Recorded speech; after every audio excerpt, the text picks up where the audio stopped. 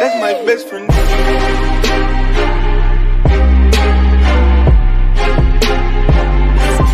That's my best friend. Excuse me, I just want to take this opportunity to make this quick video. I apologize for not posting anything this week. It's been a crazy week, you know, running around getting cars, so on and so forth. But I made a post, I posted a video last week about the $1,400. I just wanted to show you guys, I obviously run an ACV. I don't just talk it, I do it. So I got this car right here for $1,300. So I took my little stimulus money, I put it in here. Now I did go to pick this car. So let's just look at what we got here. It's 160. It's a caravan, minivan. I call everything a caravan, so excuse me. But it's clean. Let's go through the photos. For the most part, it's all relative when you say words like that. So I'm going to show you guys a dealer trick here. You see how it's nice and shiny in the back? It's actually really not that shiny. It's actually spray painted. The guy spray painted it. The dealer spray painted it.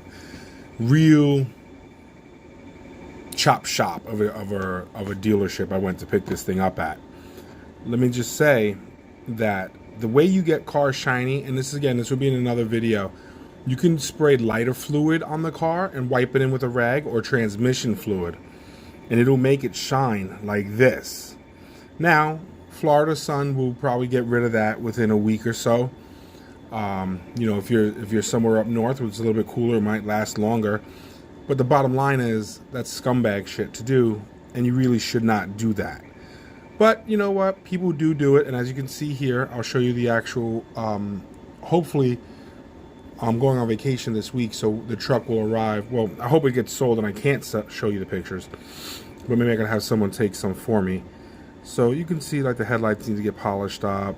It looks like maybe someone tried to pressure wash it, but it didn't work. Wheels are fine, tires are fine for the most part. You know, again, look at the interior though, guys. The interior is really clean. Do I think this interior belonged to this car? No. I think this individual buys cars from Copart as cheap as possible. Does a little bit of recon to them and puts them on ACV, green lights them. And he gets probably top dollar for these type of vehicles. I think I overpaid for it, $1,300, but I also think that from the pictures it was clean enough that I can make $1,000 on the car. All right. So, I mean, it's overfilled. I did go pick this car up. True story. I ended up picking up a Denali this week. I bought a 08 Denali. It's beautiful.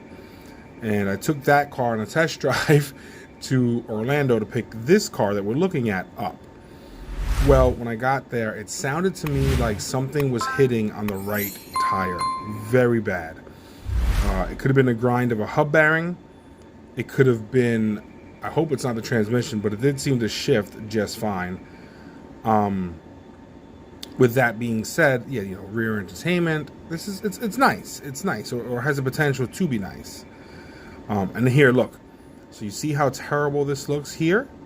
When you remember the first picture, so that whatever they put on there had already dried from the time they were taking the pictures. But that's not really a big deal. The dashboard's cracked. Anyway, I went to pick this thing up. It is green light, so, and right down here, arbitration. I still have 6 days to open up an arbitration. So the transport company is going to pick it up on Monday. It'll be delivered Monday. I won't be around, but Leroy will. I'll have him take it for a ride. If there's any transmission issues, we'll take care of it. No problem. I don't pay that transportation cost. I use a third-party transporter for all my transports, and the AC actually did blow nice and cold. And they take care of me. You know, I'm getting cars shipped from Miami for I think $150 now. It was $176. I think they just dropped it this morning to $156. This car was $100 from Orlando. And those prices are pretty good. You know, I tried to set up a deal with the person driving and be, hey man, look, I know you're not getting the whole 100, so why don't you just do it for me for 70? You know, because they're probably only getting $50, because that's how these companies work.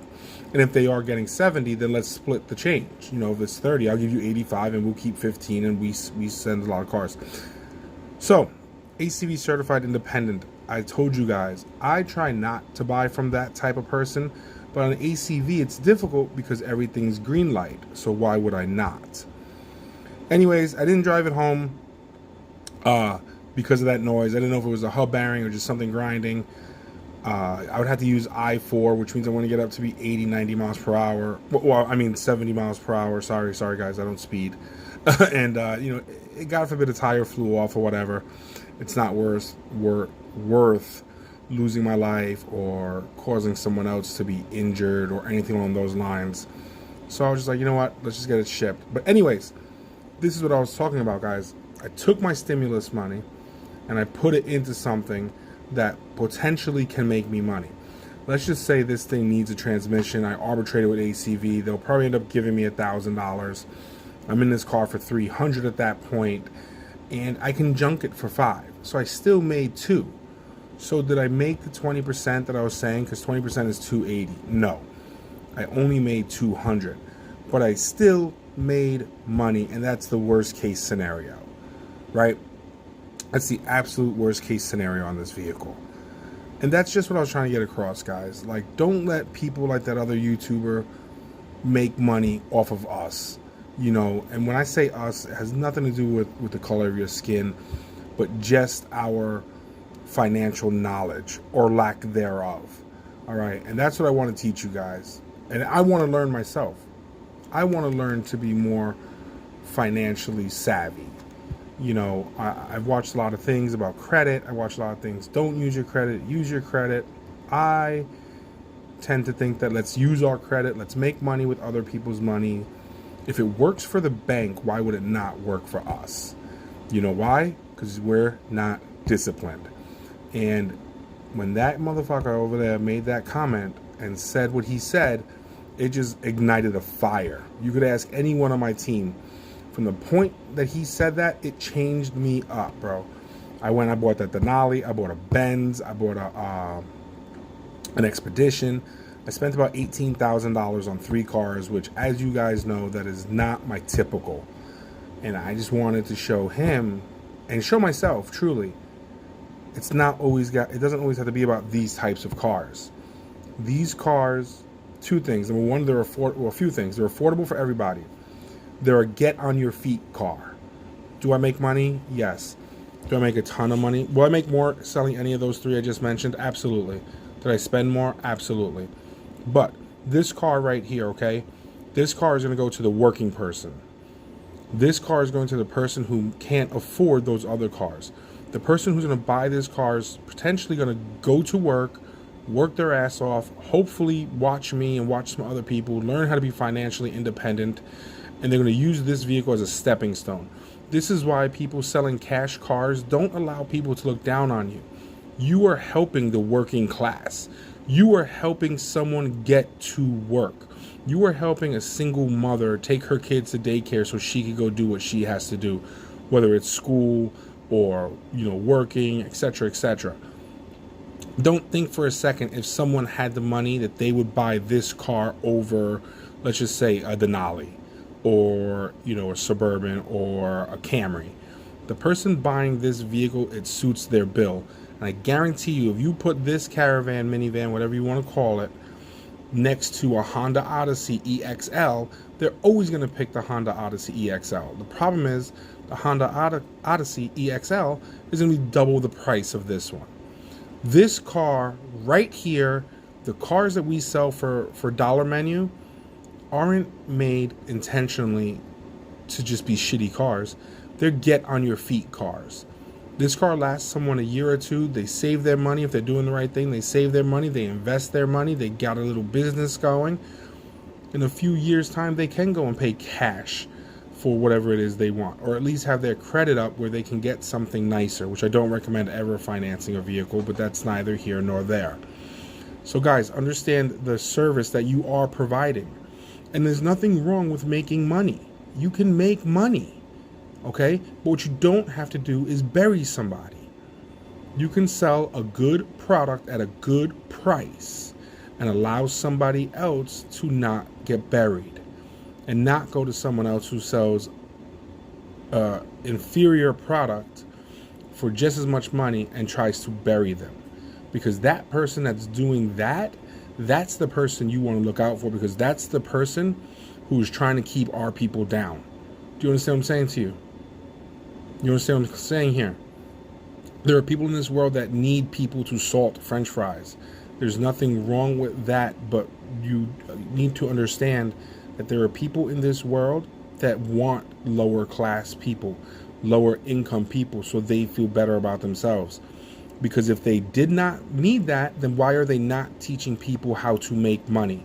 Why are you not pushing people that aren't entrepreneur savvy to go to school to become doctors, lawyers, nurses, rad techs, whatever earns a living?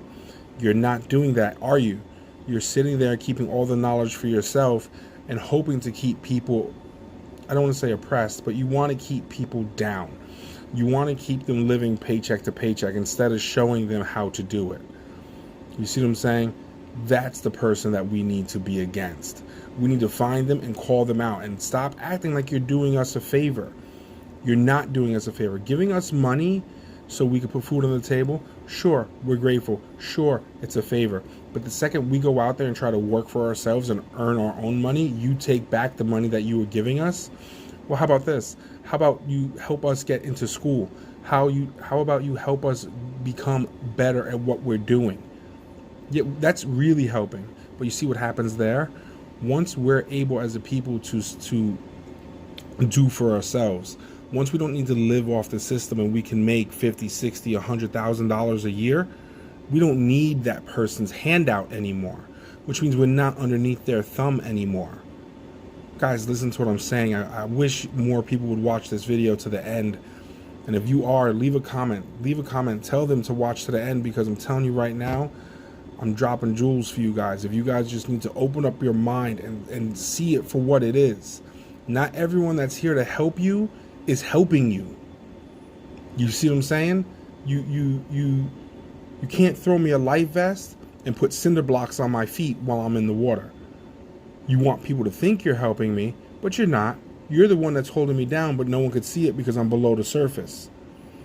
Guys, that's enough. I gotta go. I'm gonna post this video straight like that, and I hope you guys enjoy it. I apologize I rant, but if you're still watching this channel, I rant. That's what I do. I'm gonna change the name to I Rant. Guys, God bless. Have a good one. I'm out.